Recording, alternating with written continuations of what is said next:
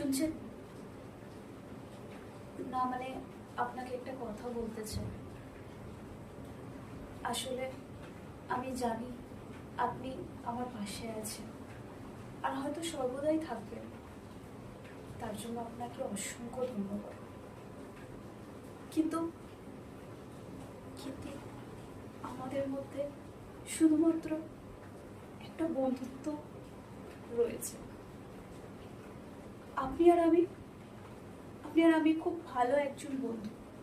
আমাদের মধ্যে একটা বন্ধুত্ব আর কাজ ছাড়া কিন্তু না মানে আমি সেভাবে বলতে চাইছি না।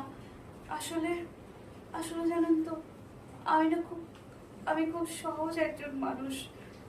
আর আমি যখন এই কাজগুলো করি না, তখন আমি আরো সহজ হয়ে যাই। আসলে আসলে এখনকার মানুষ মানুষকে না খুব ভুল বোঝে।